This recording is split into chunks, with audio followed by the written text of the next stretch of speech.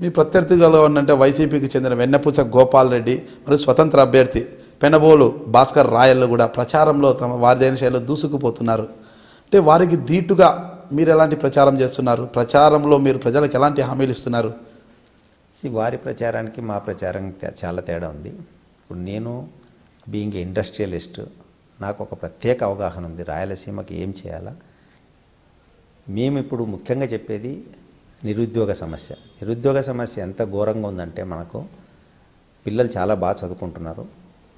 మా పిల్లల మార్కుల లిస్టులు చూసామనుకోండి, 45 మార్కులతో స్టార్ట్ అయ్యి 85 మార్కులు దాకా ఉంటాయి. బ్రహ్మాండమైన బుక్ నాలెడ్జ్ ఉంటుంది. అదే సిటీలో చదువుకునే పిల్లవారిని చూస్తే 35 మార్కులతో స్టార్ట్ అయ్యి 45 మార్కులతోనో 50 మార్కులతోనో ఎండ్ అవుతుంది. కానీ ఆయన స్ట్రీట్ స్మార్ట్.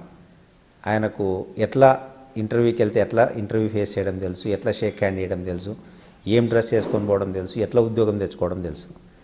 మా పిల్లలకి అది కొంచెం కష్టమైన పని ఉంది. కమ్యూనికేషన్ స్కిల్స్ లేవు. ఇంగ్లీష్ కూడా పల్లెటూరు నుంచి వచ్చింటాం కాబట్టి ఇంగ్లీష్ కూడా కొంచెం ఇబ్బందికరంగా ఉంది. విలేజ్ బ్యాక్గ్రౌండ్ ఉంది కాబట్టి ముఖ్యంగా వాళ్ళ కోసము పిల్లలకి స్కిల్ డెవలప్మెంట్ సెంటర్స్ పెట్టాలనేది చాలా ప్రధానమైన అంశము. ఒక్కొక్క జిల్లాలో 3 రెవెన్యూ డివిజన్స్లో ప్లస్ డిస్ట్రిక్ట్ హెడ్ క్వార్టర్లో ఒక 9 స్కిల్ డెవలప్మెంట్ సెంటర్స్ పెట్టి రేపొద్దున ఇంటర్వ్యూకి వెళ్ళినప్పుడు ఎట్లా మాట్లాడాలా, ఏం మాట్లాడాలా, ఎట్లా డ్రెస్ చేసుకెళ్ళాలో కూడా చెప్పాల్సిన అవసరం పడుతుంది. అది డెఫినెట్గా చేస్తాము. ముఖ్యంగా మా దగ్గర మైగ్రేషన్ ఉంది. చదువుకున్న పిల్లలు, ఇంజనీరింగ్ చదువుకున్న పిల్లలు, డిగ్రీ చదువుకున్న పిల్లలు తల్లిదండ్రులకు భారం కాకూడదని చెప్పేసి హైదరాబాద్కో, బెంగళూరుకో, చెన్నైకో పోతున్నారు. పోయి ఆడ చాలా చిన్న ఉద్యోగం చేస్తున్నారు. ఎందుకంటే మనందరం చూస్తున్నాము, మైగ్రేషన్కి మేము అగెనెస్ట్ కాదు. ఇప్పుడు మైగ్రేషన్ అంటే బాగా చదువుకొని యూఎస్కి పోయేటోళ్ళు ఉన్నారు, లండన్ పోయేటోళ్ళు ఉన్నారు, జపాన్ పోయేటోళ్ళు ఉన్నారు, ఎక్కడెక్కడ తిరుగుతున్నారు. వాళ్ళని ఆపుతలేము మేము. కొంతమంది సాఫ్ట్వేర్ ఇంజనీర్లు అవుతున్నారు, టీసీఎస్లో పనిచేస్తున్నారు, విప్రోలో పనిచేస్తున్నారు, ఎక్కడెక్కడో కంపెనీలో పనిచేస్తున్నారు. 30-35 వేల జీతం వస్తే కూడా మాకేం బాధ లేదు. పిల్లలు ఎక్కడున్నా సంతోషంగా ఉంటే పేరెంట్స్ సంతోషంగా ఉంటారు, ఆనందంగా ఉంటారు. 85% పిల్లలకు ప్రాబ్లం ఉంది. 85% పిల్లల్లో తల్లిదండ్రులకు భారం కాకూడదని చెప్పేసి హైదరాబాద్కో, బెంగళూరుకో పోయి 10,000 రూపాయల ఉద్యోగంతో లేదంటే 12,000 రూపాయల ఉద్యోగంతో చాలని జీతంతో బతుకుతున్నారు. వాళ్ళు ఎంత ఘోరమైన పరిస్థితిలో ఉన్నారంటే, ఈరోజు 10,000 రూపాయల జీతం వస్తే 4,000 రూపాయలు ట్రాన్స్పోర్ట్ పోతుంది, 4,000 రూపాయలు రూమ్ రెంట్ పోతుంది, 2,000 ట్రాన్స్పోర్ట్ పోతుంది, ఇంకా 4,000తో ఖచ్చితంగా 3 పూటలు అయితే భోజనం తినలేని పరిస్థితి ఉంది. వాళ్ళ తల్లి అయితే 3 పూటలు అన్నం తినేటప్పుడు మాత్రం ఆ కొడుకు గురించి ఆలోచిస్తుంది. నా కొడుకు 3 పూటలు కూడా అన్నమన్నా సరిగ్గా తిన్నాడో లేదో అని. ఇక్కడ ఈ అబ్బాయి కూడా మా నాన్న మామ అంత కష్టపడి చదివిస్తే ఒక 1,000 రూపాయలు కూడా పంపించలేకపోతున్నా అని చెప్పేసి ఆ పిల్లగాడు బాధపడుతున్నాడు. అందరం ప్లెజర్లో బతకాల్సిన టైంలో ప్రెజర్తో బతుకుతున్నాం. దాన్ని నివారించాలనేది ముఖ్యమైన ఉద్దేశం. ఇదే 10,000 12,000 మా ప్రాంతంలోనే కర్నూలులో, అనంతపురం, కడపలో ఇండస్ట్రీ వచ్చి వాళ్ళకు కానీ అక్కడ ఉద్యోగం అవకాశం కల్పించగలిగితే పేరెంట్స్తో ఉంటారు. వాళ్ళకు జీవనం అంటే మరీ బ్రహ్మాండమైన జీవితం అని చెప్పలేం, కానీ ఇక్కడికంటే 75-80% మంచి జీవితం అనుభవిస్తారని చెప్పేసి కూడా ఒక కోరిక ఉంది. ముఖ్యంగా ఎంప్లాయ్మెంట్ క్రియేషన్లో కూడా ఉమెన్కి ఎంప్లాయ్మెంట్ ఇవ్వాలనేసి కూడా ఒక మంచి ఆలోచన ఉంది. ఎలక్ట్రానిక్ ఇండస్ట్రీ ఉంది, వాళ్ళకి కానీ ఉమెన్కి ఎంప్లాయ్మెంట్ ఇచ్చామనుకోండి, ఒక 10,000 రూపాయలు మినిమం వేజ్ అక్కడ 12,500 పెట్టాలనుకుంటున్నాం. ఆ ఉమెన్కో 12,500 జీతం వస్తే వాళ్ళ భర్త ఎవరైనా పెళ్లి చేసుకుంటారు. పెళ్లి చేసుకున్న తర్వాత భర్త ఒక 12,500 సంపాదించి ఒక 25,000 సంపాదించగలిగితే అది 1,00,000 రూపాయలతో సమానం హైదరాబాద్, బెంగళూరు, చెన్నైలో. వాళ్లకు మళ్ళీ ప్రతి వాళ్ళకు 2 ఎకరాలు 3 ఎకరాల పొలం కూడా ఉంటుంది. వాళ్ళు మళ్ళీ సేద్యం కూడా చేసుకుంటారు, వ్యవసాయం కూడా చేసుకుంటారు. కాబట్టి మళ్ళీ విలేజ్లు పటిష్టం అవుతాయి. ఒక 30-40 సంవత్సరాల తర్వాత విలేజ్లను ఎత్తుక్కోవాల్సి వస్తుంది, లేకపోతే చెప్పుకోవాల్సి వస్తుంది మా ఊరు ఆడున్నట్ట, మీ ఊరు ఇడున్నట్ట అని. దాన్ని నివారించడానికి, విలేజ్లను పటిష్టం చేయడానికి ఒక ప్రత్యేక ప్రణాళిక చేసుకొని ఇటువంటి ఇండస్ట్రీస్ని తీసుకురావాలా. రెగ్యులర్గా మనకు చదువుకున్న పిల్లలకు ఇంటర్ చదువుకున్న పిల్లలు అనుకోండి, డిగ్రీ చదువుకున్న పిల్లలు అనుకోండి, ఇంజనీరింగ్ చదువుకున్న పిల్లలు అనుకోండి, ఉద్యోగాలు తెప్పిస్తామని చెప్పేసి ఒక ప్రణాళిక పెట్టుకున్నాం. ఆ విధంగా ఎలక్ట్రానిక్ ఇండస్ట్రీ అనంతపూర్లో రావడానికి అవకాశం ఉంది. ఒక జనరల్ ఇండస్ట్రియల్ పార్క్ కర్నూలులో రావడానికి అవకాశం ఉంది. కడపలో కూడా ఒక ఇండస్ట్రీ తీసుకొచ్చి ఫస్ట్ మన రాయలసీమని స్టెబిలైజ్ చేసి కొంత ఎంప్లాయ్మెంట్ క్రియేట్ చేసి మైగ్రేషన్ ఆపాలన్నది చాలా ప్రధానమైన అంశం. ఖచ్చితంగా మైగ్రేషన్ ఆపుతాం. 2-3 సంవత్సరాల్లో మా చదువుకున్న పిల్లలు బాగా చదువుకున్న వాళ్ళని ఆపుతలేము. మా దగ్గర ఎక్కడైతే ఇబ్బంది పడే పిల్లలకి ఉద్యోగాలు కల్పించడానికి అన్ని ప్రయత్నాలు ఖచ్చితంగా చేస్తామని చెప్పేసి కూడా ఒక ప్రణాళిక పెట్టుకున్నాం. ఒక 5-6 సంవత్సరాల తర్వాత అదొక పెద్ద డ్రీమ్ మాకు, రివర్స్ మైగ్రేషన్ కూడా జరగాల. అంటే ఆల్రెడీ హైదరాబాదు, బెంగళూరు, చెన్నైలో తిరిగి రప్పించాలి. అట్లీస్ట్ ఆలోచన రావాలి, మా ఊర్లో ఇప్పుడు ఏదో మంచి జరుగుతుంది, నేను వెళ్ళి ఒక చిన్న హోటల్ ఎందుకు పెట్టుకోకూడదు, నేను వెళ్ళి ఒక రిసార్ట్ ఎందుకు పెట్టుకోకూడదు, ఒక క్లబ్ ఎందుకు పెట్టుకోకూడదు, 2 ట్రేడింగ్ బిజినెస్ ఎందుకు పెట్టుకోకూడదు అని ఆలోచన తెప్పించాలనేది. క్లబ్ అంటే ఏం సార్? ప్లేకాట క్లబ్? నాట్ ప్లేకాట క్లబ్ కాదు, ఎంటర్టైన్మెంట్ క్లబ్. ఎంటర్టైన్మెంట్ క్లబ్ చాలా అవసరం ఈరోజు. అవి లేక కూడా చాలామంది యువత బయటికి పోతున్నారు. చిన్న చిన్న క్లబ్ అంటే మనము చాలా రకాల ఎంటర్టైన్మెంట్ క్లబ్బులు ఉన్నాయి మనకు, అటువంటి పెట్టుకోవడం. కానీ ఇకపోతే 2029 చంద్రబాబు నాయుడు గారు రాష్ట్రంలోనే, దేశంలోనే అత్యుత్తమ రాష్ట్రంగా మారుస్తా అని ఒక పథకం పెట్టుకున్నారు. కాబట్టి మా రాయలసీమ కూడా ఆంధ్రప్రదేశ్లో భాగం. కాబట్టి ఈవెన్ ఫారిన్లో సెటిల్ అయిన వాళ్ళు కూడా మళ్ళా మా రాయలసీమకు వచ్చి సెటిల్ కావాలనేది నా అభిమతం. దానికోసం అన్ని ప్రయత్నాలు చేస్తాం. ఖచ్చితంగా ఇండస్ట్రీస్ని డెవలప్ చేస్తామని చెప్పేసి ప్రజలకు, మా నిరుద్యోగులకు చెప్తున్నాం, చదువుకున్న వాళ్ళకి చెప్తున్నాం. వాళ్ళందరూ కూడా ఖచ్చితంగా నమ్ముతున్నారు. ఎందుకంటే ఇప్పుడు ఒక ప్రణాళిక వచ్చింది, ఇప్పుడు స్టేట్ స్టెబిలైజ్ అయింది మొత్తానికి. ఇంకా ఇటు పక్క నుంచి డెవలప్మెంట్ మొదలవుతుంది. ఆ డెవలప్మెంట్లో అందరికి కూడా మంచి జరుగుతుందని చెప్పేసి కూడా మాకు పూర్తి విశ్వాసం ఉంది.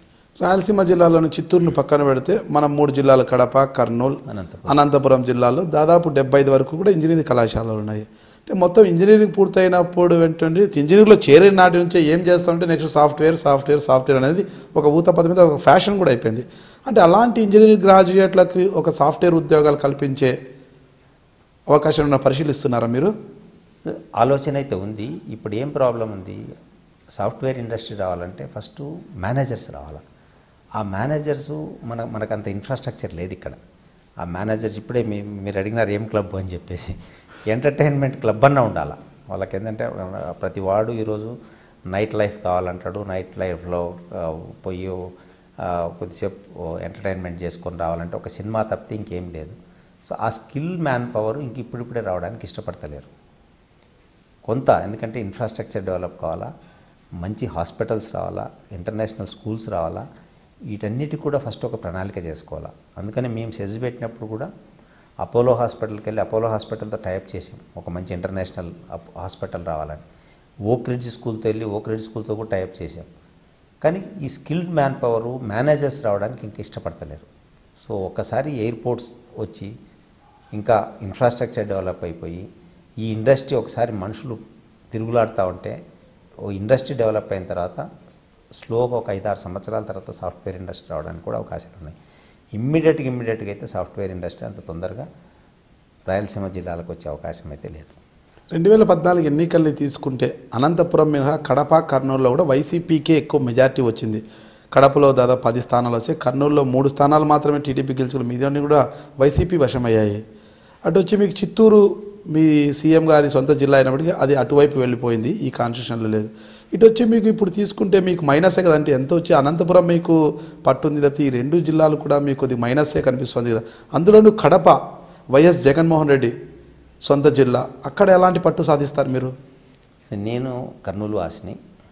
కర్నూలులో రాగమయూరి బిల్డర్స్ కేజే రెడ్డి అంటే హౌస్ హోల్డ్ నేమ్, ఎవరైనా చెప్తారు. నాకు ఏమాత్రం చిన్న మచ్చ కూడా లేదు. ఖచ్చితంగా కర్నూలులో ఎలక్షన్ చాలా వరకు వన్ సైడ్ ఉంటుంది. ఇకపోతే నేను కడప జిల్లాలో చదువుకున్నా, పులివెందులలో చదువుకున్నా, నేను ఎక్కడో కాదు, పులివెందులలో చదువుకున్నా. అదే కడప జిల్లాలో ఒక 6 సంవత్సరాలు కూడా పనిచేశా. సో కడప జిల్లాలో వైఎస్ఆర్సీపీ కొంత బలం ఉన్నమాట వాస్తవము. కానీ క్షేత్రస్థాయిలో కేజే రెడ్డి అంటే కేజే రెడ్డి ఆలోచనలన్నా ఖచ్చితంగా ఓట్లు వేసే అవకాశం ఉంది. అందులో నా ఫ్రెండ్స్ అందరూ కూడా అక్కడనే ఉన్నారు ఈరోజు. నాకు మొత్తం మా కడప జిల్లాలో ఏ ఊర్లో వెళ్ళినా నా ఫ్రెండ్ ఉన్నాడు ఈరోజు. ఎందుకంటే 3 సంవత్సరాలు చదువుకున్న 6 సంవత్సరాలు పనిచేసిన. ప్లస్ పార్టీ కూడా అంత వీక్ ఏం లేదు మాకు అక్కడ. గెలవడానికి ఒక్కోసారి 1000 ఓట్లు 2000 ఓట్లతో వైఎస్ఆర్ పార్టీ గెలిచిండొచ్చు, కానీ మా పార్టీ కూడా చాలా బలంగా ఉంది. ప్లస్ నాకు కూడా నా స్నేహితులు ఉన్నారు కాబట్టి ఆడ కూడా బ్రహ్మాండంగా ఓట్లు వచ్చే అవకాశం ఉంది. ఇంకా అనంతపూర్ జిల్లా మీకు తెలుసు, అనంతపూర్ జిల్లా టోటల్ తెలుగుదేశం పార్టీ ఈరోజు 14 మంది ఎమ్మెల్యేలు ఉంటే 12 మంది ఎమ్మెల్యేలు, మాకు ఒక ఎమ్మెల్సీ గారు కూడా ఉన్నారు. మాకు కడప యాడ్ అయ్యారు, మర్చిపోతారు మీరు, 13 మర్చిపోతున్నారు. అదే చెప్తున్నాం. 12కు 13 అయింది. అదే 12 గెలిచాము, ఒకరు వచ్చారు, ఇంకొక కాన్స్టిట్యున్సీలో మా ఎమ్మెల్సీ ఉన్నారు. సో 14 కాన్స్టిట్యున్సీలు మావే కాబట్టి మాకు అనంతపూర్ కూడా వన్ సైడ్ ఎలక్షన్ అవుతుంది. ఎమ్మెల్సీలను కూడా మర్చిపోతున్నారు మీరు. ఎమ్మెల్సీలు ఉన్నారు, మేము ఒక ఎమ్మెల్సీ అంటున్నారు. ఓకే, అంటే ఊరవకొండది మాకు ఊరవకొండ ఎమ్మెల్సీ సమంతకమని, మళ్ళీ తిప్పేస్వామి గారు ఉన్నారు. అట్లా తీసుకుంటే మాకు ఇంకో 7-8 మంది ఎమ్మెల్సీలు వస్తారు మొత్తం మా కాన్స్టిట్యున్సీలో, అనంతపురం వరకు తీసుకుంటే. ఎస్. సో అట్లా మొత్తంగా మాకు పర్సనల్గా కర్నూలు తీసుకున్నా, కడప తీసుకున్నా నాకు రిలేషన్ ఉంది. అనంతపూర్లో మా పెద్ద ప్రాజెక్ట్ కూడా వస్తుంది, ఎలక్ట్రానిక్ పార్కు, 25,000 మందికి ఎంప్లాయ్మెంట్ క్రియేట్ చేస్తున్నామంటే డెఫినెట్గా ఎలక్షన్ ఏమాత్రం ఇబ్బంది లేకుండా MLC election, graduate MLC election. Plus మా ఆలోచనలే డిఫరెంట్, మా అపోనెంట్ల ఆలోచనలకు మా ఆలోచనలకు ఎక్కడ ఒక చాలా తేడా ఉంటుంది. వాళ్ళు చెప్పే ప్రచారంకు మేము చెప్పే ప్రచారానికి చాలా డిఫరెంట్ కూడా ఉంటుంది. కేజే రెడ్డిని, రాగమయూరి బిల్డర్స్ అధినేతను మీరు చూస్తున్నారు ఐ డ్రీమ్ న్యూస్ని.